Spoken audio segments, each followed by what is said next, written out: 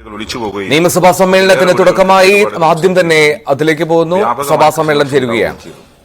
ഇത്രയും മനുഷ്യജീവനുകൾ കവർന്ന മറ്റൊരു ദുരന്തത്തെ കേരളത്തിന് ഇതുവരെ നേരിടേണ്ടി വന്നിട്ടില്ല.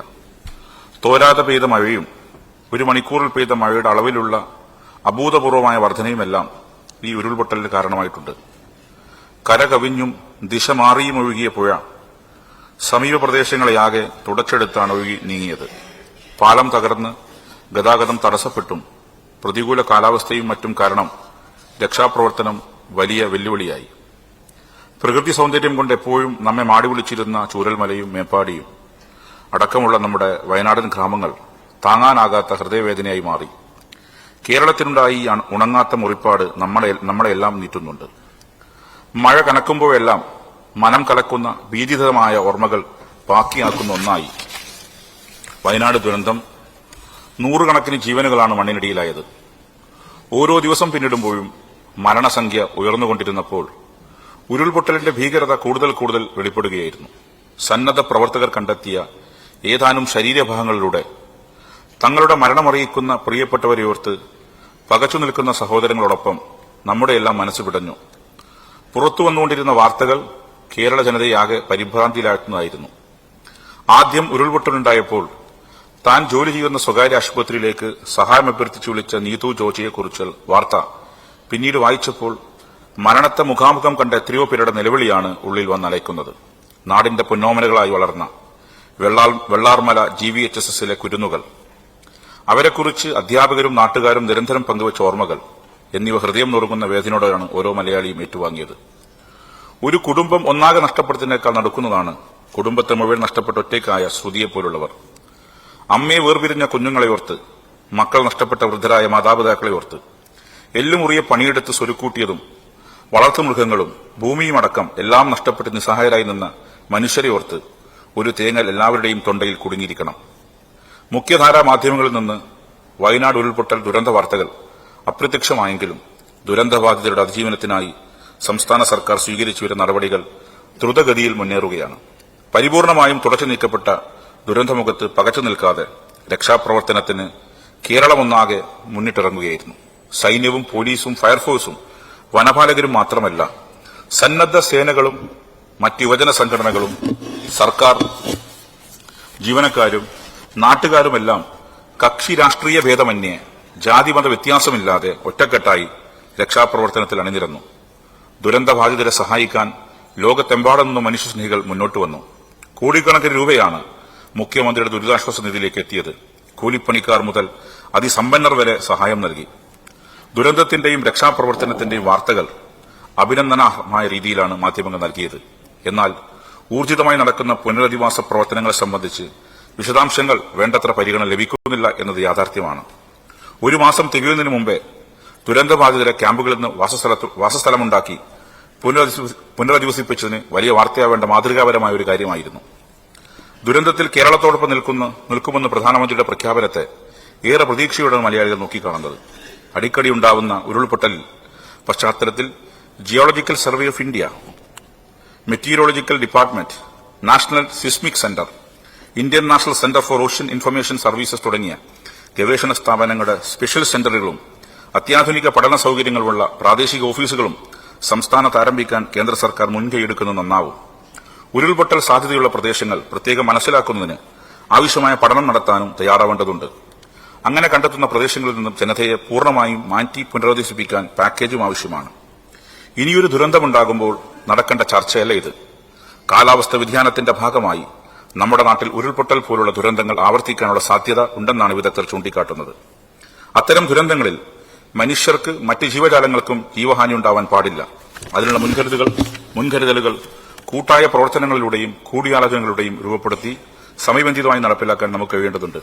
ഉറ്റവരെയും ഉടയവരെയും നഷ്ടപ്പെട്ട മനുഷ്യരുടെ അത്യാഘാതമായ ദുഃഖത്തിൽ കേരള നിയമസഭയും പങ്കുചേരുന്നു. നാടിന് നടുക്കിയ പ്രകൃതി ദുരന്തത്തിൽ നമ്മെ വിട്ടുപിരിഞ്ഞ എല്ലാ സഹോദരങ്ങൾക്കും ആദരാഞ്ജലികൾ അർപ്പിക്കുന്നു. അതോടൊപ്പം മഹത്തായ മാനവികതയുടെ അടയാളമായി വയനാടിനെയും കോഴിക്കോട് ജില്ലയിലെ വിലങ്ങാട് മേഖലയും കരകയറ്റാൻ ഊണും ഉറക്കവും ഉപേക്ഷിച്ച് പ്രയത്നിച്ച വിവിധ വിഭാഗം സേനാംഗങ്ങളുടെയും നാട്ടുകാരുടെയും സന്നദ്ധ സംഘടനകളോടും സർക്കാർ സംവിധാനങ്ങളോടും രാഷ്ട്രീയ കക്ഷികളോടുമെല്ലാമുള്ള എല്ലാവിധ ആദരവുകളും അർപ്പിക്കുന്നു. സർ എല്ലാ ഭാഗവും ചേർന്നുകൊണ്ടുള്ള സമഗ്രമായ പരാമർശമാണ് അങ്ങയുടെ ഭാഗത്തുനിന്നുണ്ടായിട്ടുള്ളത്. പൂർണ്ണമായും അതിനോട് യോജിക്കുന്നു. വലിയ തോതിൽ കൂട്ടിച്ചേർക്കാനില്ല എന്നതാണ് വസ്തുത. വിശദമായി തന്നെ കാര്യങ്ങൾ അങ്ങ് വിശദീകരിച്ചിട്ടുണ്ട്.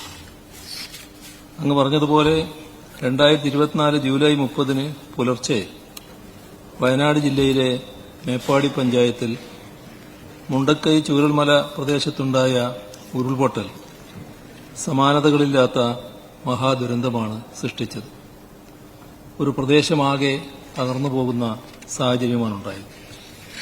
രാജ്യത്ത് ഇന്നുവരെ റിപ്പോർട്ട് ചെയ്യപ്പെട്ടിട്ടുള്ള ഏറ്റവും വലിയ ഉരുൾപൊട്ടലുകളുടെ ഗണത്തിൽപ്പെടുന്നതാണ് ഈ ദുരന്തം.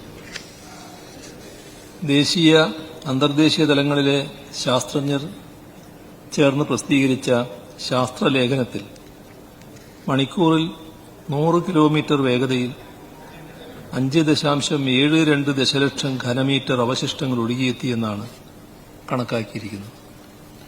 32 മീറ്റർ വരെ ഉയരത്തിലാണ് അവശിഷ്ടങ്ങൾ ഒഴുകിയെത്തിയത്. കാലാവസ്ഥാ വ്യതിയാനം മൂലം പ്രാദേശികമായി ഉണ്ടാകുന്ന അതിതീവ്ര മഴയാണ് ഈ ഉരുൾപൊട്ടലിന് കാരണമായത്. ഈ പ്രദേശത്തോട് ഏറ്റവും അടുത്തുള്ള കള്ളാടിയിലെ ഔദ്യോഗിക മഴ മാപിനിയിൽ ജൂലൈ 29 200.2 മില്ലിമീറ്ററും 30 372.6 മില്ലിമീറ്ററും മഴയാണ് രേഖപ്പെടുത്തിയിട്ടുള്ളത്. പുഞ്ചിരിമട്ടം, മുണ്ടക്കൈ, ചൂരൽമല, അട്ടമല എന്നീ സ്ഥലങ്ങളെ നേരിട്ട് ബാധിച്ച ഈ ദുരന്തത്തിൽ 231 ജീവനുകൾ നഷ്ടപ്പെടുകയും 47 വ്യക്തികൾ കാണാതാവുകയും ചെയ്തിട്ടുണ്ട്. 145 വീടുകൾ പൂർണ്ണമായും 170 എണ്ണം ഭാഗികമായും തകർന്നു. 240 വീടുകൾ വാസയോഗ്യമല്ലാതാവുകയും 183 വീടുകൾ ഒഴുകിപ്പോവുകയും ചെയ്തു. ശാസ്ത്രീയ പഠനത്തിന്റെ വെളിച്ചത്തിൽ വാസയോഗ്യമല്ല എന്ന് കണ്ടെത്തിയിരിക്കുന്ന സ്ഥലങ്ങളിലാകട്ടെ കൂടുതൽ വീടുകളുണ്ട്. കടകൾ, ജീവനോപാധികൾ, വാഹനങ്ങൾ, കൃഷി, വളർത്തുമൃഗങ്ങൾ എന്നിവയെല്ലാം ചേർന്ന് ചുരുങ്ങിയത് 1200 കോടി രൂപയുടെ നഷ്ടമെങ്കിലും മേപ്പാടിയിൽ ഉണ്ടായിട്ടുണ്ട്. സർ, ഇതേ ദിവസം തന്നെയാണ് കോഴിക്കോട് ജില്ലയിലെ വാണിമേൽ പഞ്ചായത്തിലെ വിലങ്ങാടിലും ഉരുൾപൊട്ടലുണ്ടായത്. കോഴിക്കോട് ജില്ലാ ദുരന്ത നിവാരണ അതോറിറ്റിയുടെ കണക്ക് പ്രകാരം 48 മണിക്കൂറിൽ 307 മില്ലിമീറ്റർ മഴയാണ് വിലങ്ങാടിൽ രേഖപ്പെടുത്തപ്പെട്ടത്. അവിടെ ഒരു വിലപ്പെട്ട ജീവനും വീടുകൾ, കടകൾ, ജീവനോപാധികൾ, വാഹനങ്ങൾ, കൃഷി, വളർത്തുമൃഗങ്ങൾ എന്നിവയും നഷ്ടപ്പെട്ടിട്ടുണ്ട്. അവയെല്ലാം ചേർന്ന് ചുരുങ്ങിയത് 217 കോടി രൂപയുടെ നഷ്ടമെങ്കിലും വിലങ്ങാടിൽ ഉണ്ടായിട്ടുണ്ട്. മനുഷ്യന്റെ ഇടപെടലുകൾ ഒട്ടും തന്നെ ഇല്ലാത്തതും വനത്തിനുള്ളതുമായ പ്രഭവ കേന്ദ്രത്തിൽ നിന്ന് കിലോമീറ്ററുകൾ അകലെയുള്ള പ്രദേശങ്ങളെപ്പോലും തകർത്ത് തരിപ്പണമാക്കിയാണ് മേപ്പാടിയിൽ ഉരുൾപൊട്ടിയിറങ്ങിയത്. വിലങ്ങാടിലും മേപ്പാടിയിലും ജനങ്ങളുടെയും സന്നദ്ധ പ്രവർത്തകരുടെയും തദ്ദേശ സ്വയംഭരണ സ്ഥാപനങ്ങളുടെയും ജില്ലാ ഭരണ സംവിധാനങ്ങളുടെയും ജാഗ്രതയുടെ ഫലമായി നിരവധി ജീവനുകൾ രക്ഷിക്കാൻ കഴിഞ്ഞിട്ടുണ്ട്.